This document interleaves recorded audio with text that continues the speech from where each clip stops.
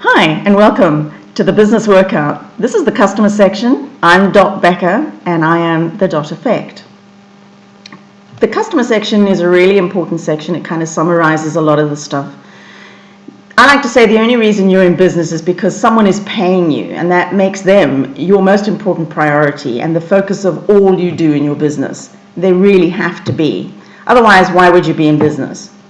So let's talk about the customer and the different aspects and angles that I think are essential. Remember that these are just summary items. Each one of these steps within the business workout really has about 30 elements, or sometimes 40. The business section, for instance, has 40.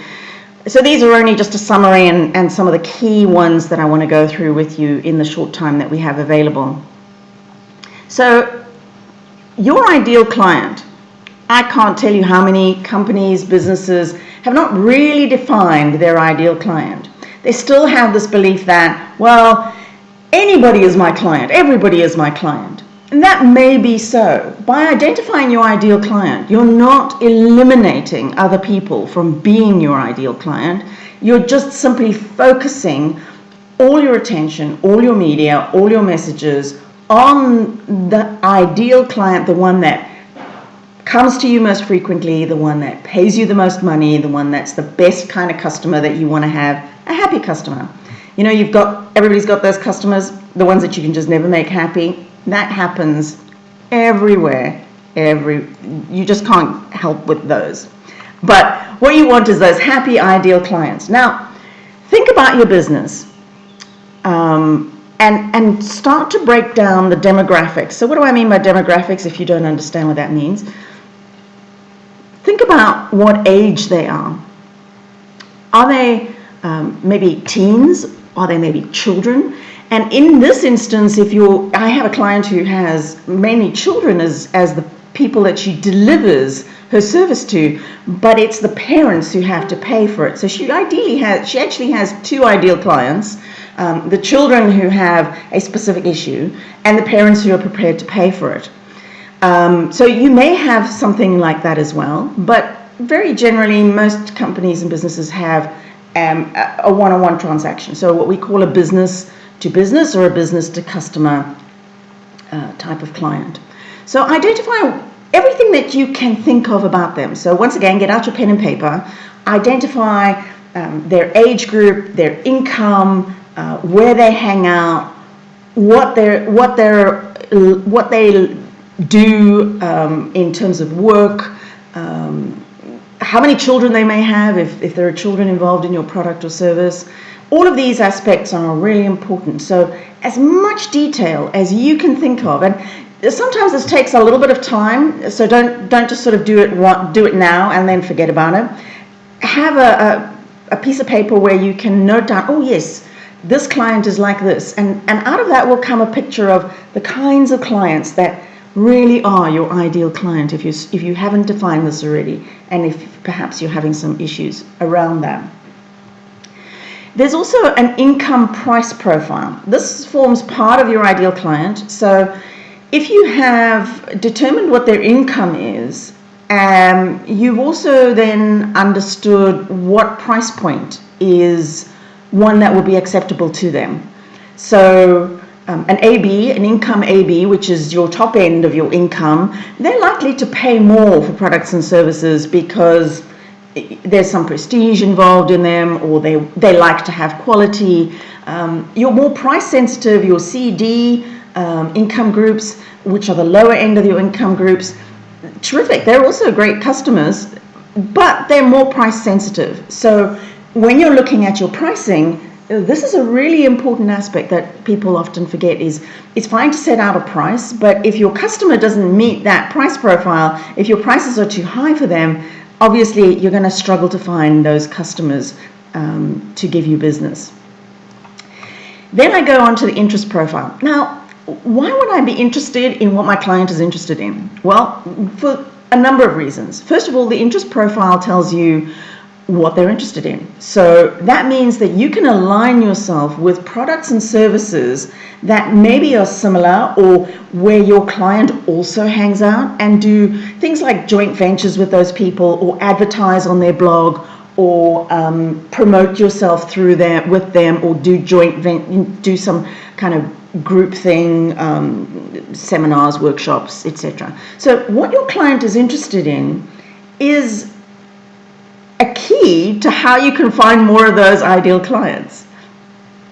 It also helps you identify where you can promote on social media and where these people hang out, where you can mention what you do and attract and engage them in a conversation.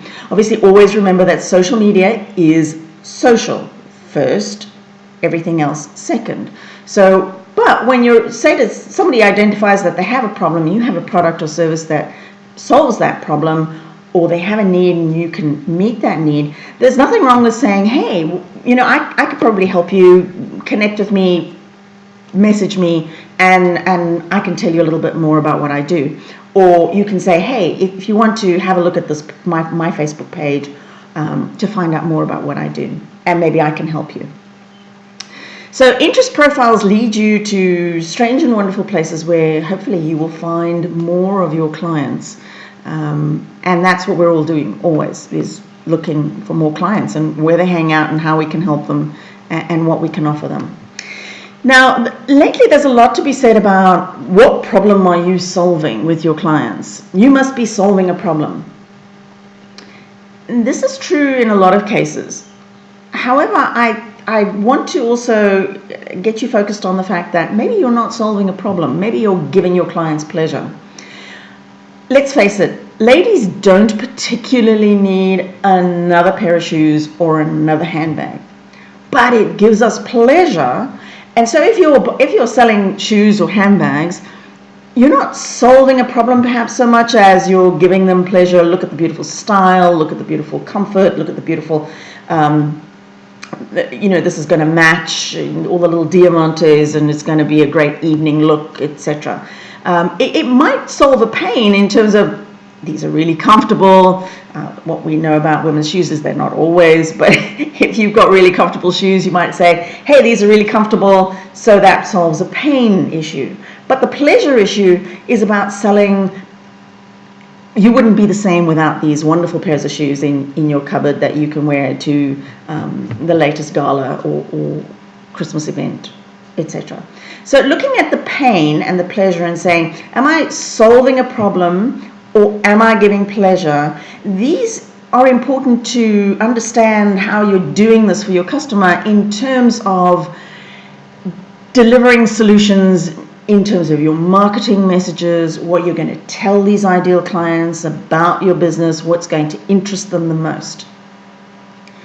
Then we come to communication. So we've already covered this a little bit. So when I've said about identifying the pain, pleasure, obviously that forms part of what your marketing messages should be. Then there's the interest profile. What are they interested in? What else are they interested in? This can also form part of your communication, and it leads to where you can find these people.